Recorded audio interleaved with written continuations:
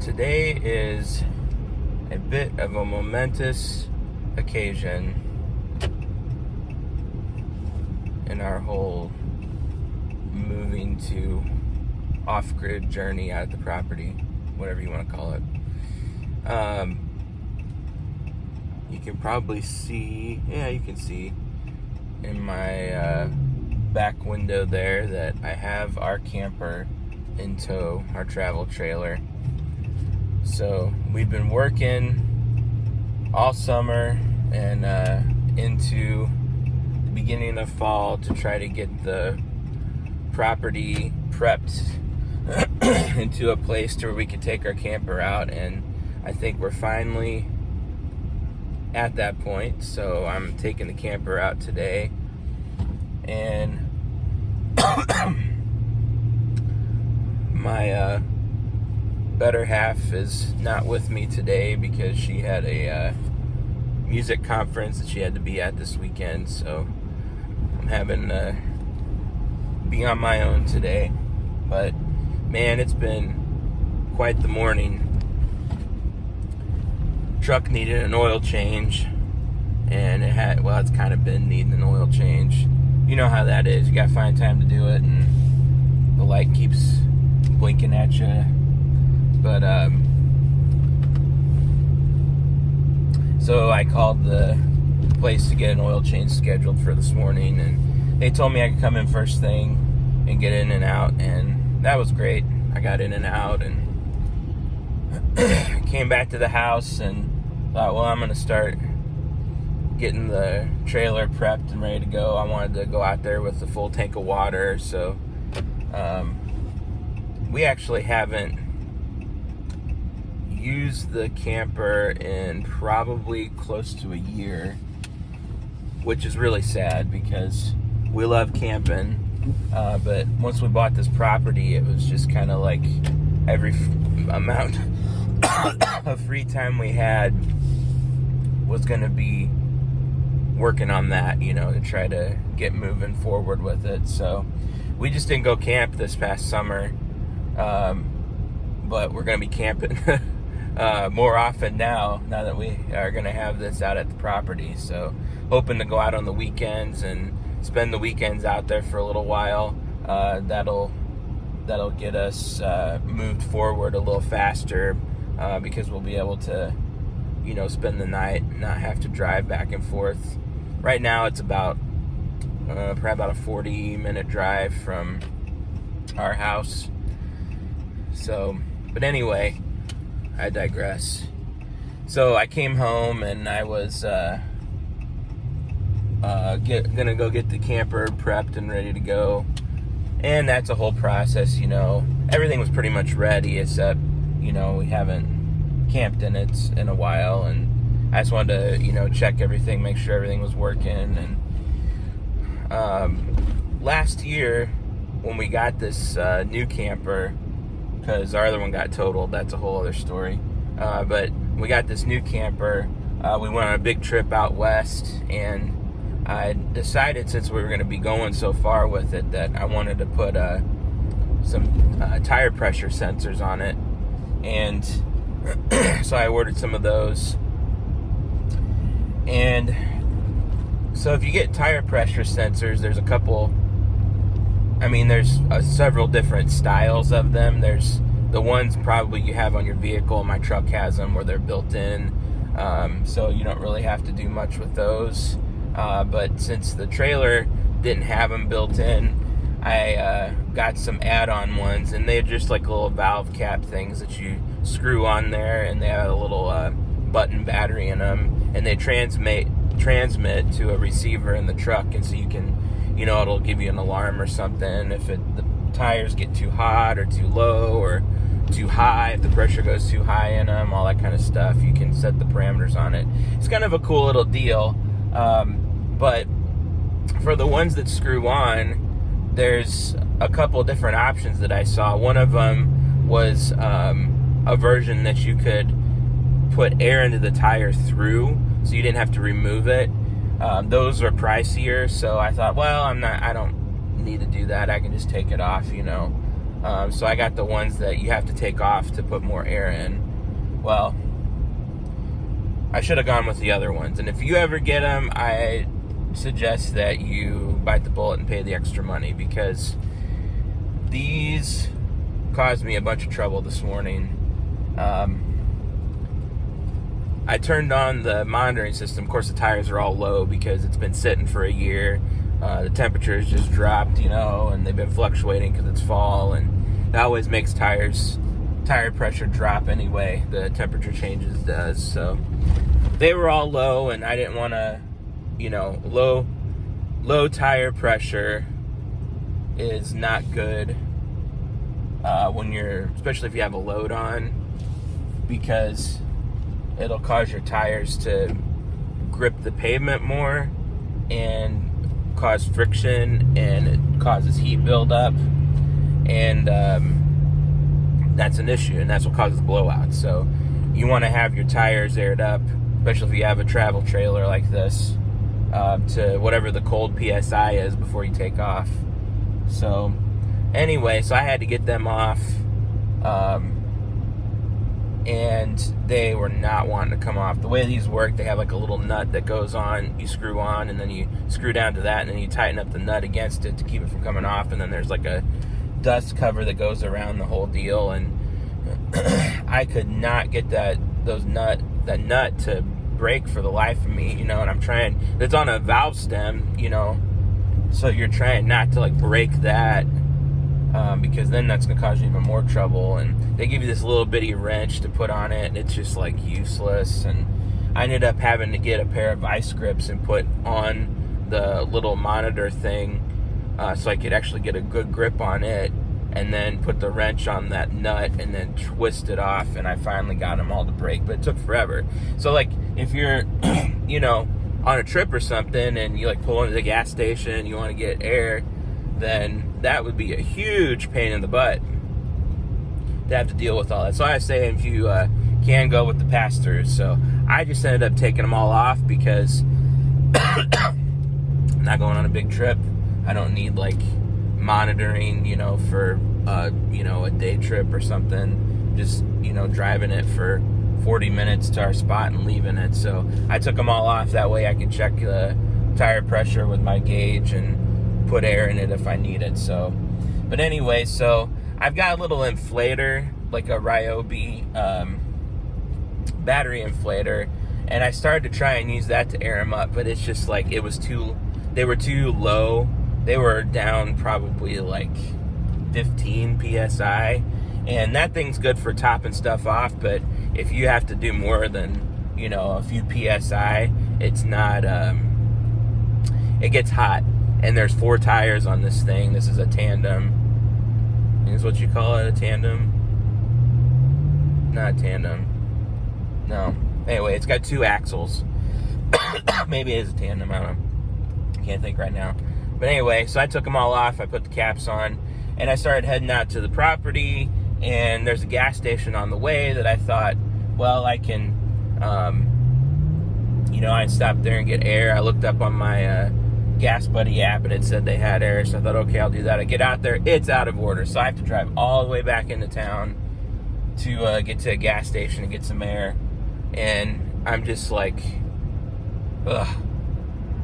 just want to get out there and get this thing set, and it's just been one thing after another this morning. But I do have a full tank of water. I wanted to take it out with a full tank of water so we'd have some water out there. Because, as you know, maybe we don't have a well out there, so we're going to have to bring water in or collect water.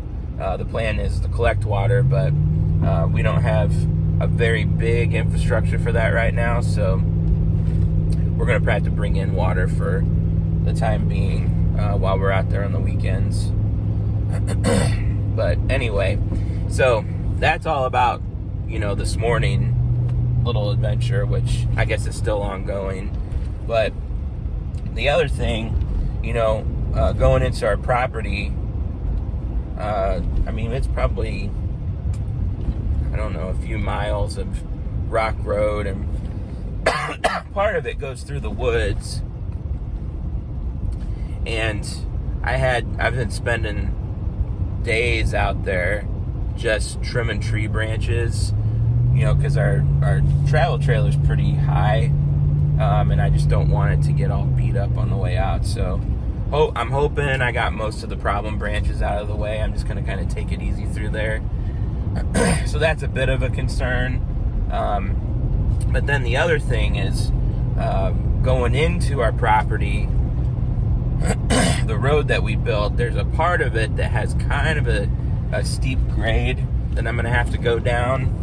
And it's kind of, I know I've got videos up of the road construction, but it's kind of hard to really get a feel for how steep it is on those videos, because the camera's like at the angle of the grade. So, but going down, we've had all kinds of issues with getting dump trucks in and out of there. We can't get them in and out of there because they get stuck. So this is going to be interesting going down. We got a little dump trailer to try and move rock, and it did not really help. We tried to pull them with the truck, and the truck pulls it fine, but it just wasn't functioning properly with that minus rock we were using. It was just kind of all sticking in there when we tried to dump. So we tried doing smaller loads in that with the side by side, but Jess was pulling it down the hill, and we had like a small load on it, and she ended up jackknifing it going down the hill, because it's just, the side by side's not that heavy, and that rock's really heavy. So I'm a little concerned, if I'm honest, about this making me jackknife, but I'm just gonna put my truck in a low gear and kind of try and creep down it, and just when I get to that section, just not brake, just let it kind of creep down it. The rest of the road's not bad. It's just this one spot, that we got to get figured out. And I'm not too sure that we'll be able to get the camper back out of there, but I don't foresee us bringing it back out of there anytime soon, and hopefully we can come up with a solution if that's a problem. But that's kind of where I'm at today. Hopefully, fingers crossed, good Lord willing, I don't have any issues when I'm going down that hill out there. That is my main concern right now. So that's where I'm at. And I guess I'll give an update whenever I get it out there. Get some more video. So hopefully everything goes well. Well, I made it out to the property and just turned on to our road, getting ready to approach the hill. Got a pile of rock up here in the road I gotta get around here. Man, it is dusty and dry. Windy today. We need some rain bad. Alright.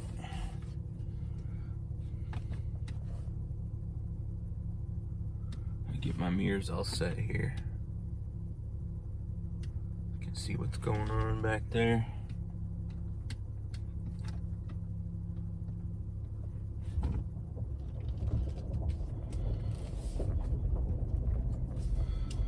Gonna creep along and see how it goes.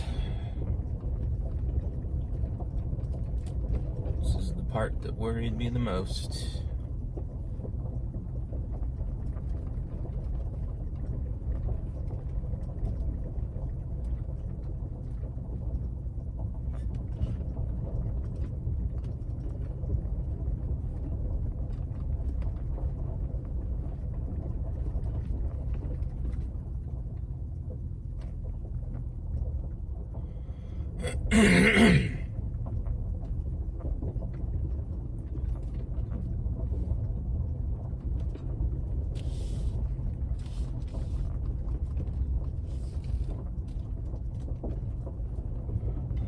right, here comes the steepest part of the hill.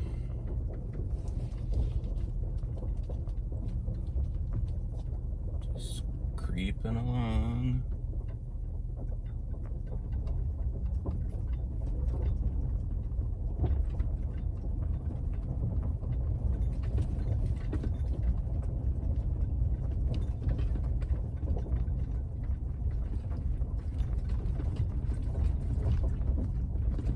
Pushing me a little bit. Not too bad though. Oh man, I still got a ways to go on this road, but that was the scariest part there. And we just got a few trees here to make sure that I don't hit. The road's kind of uneven and there's some trees that are pretty close to it, and I'm afraid of the trailer hitting one of those bumps and contorting to one side or the other and smacking a tree. But just go slow and watch it.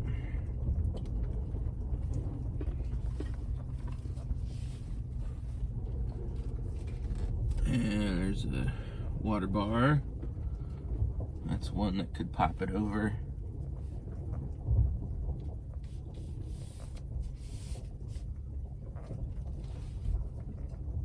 Made it over that one. There's another water bar.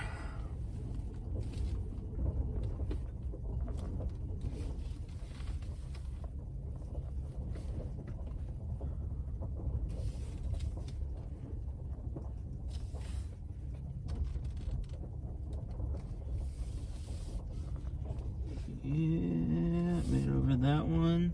Yeah, it came kind of close to that tree. But we're good.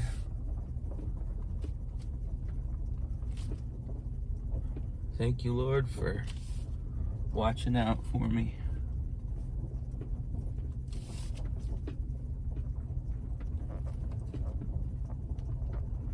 And we got a little hill going up the other side over here, which I suppose could be maybe somewhat of an issue.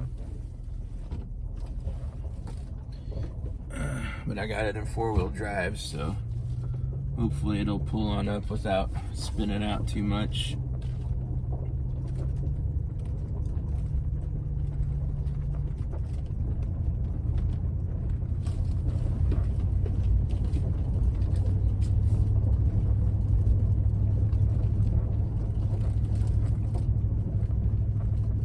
Yeah, old truck's taking it like a champ.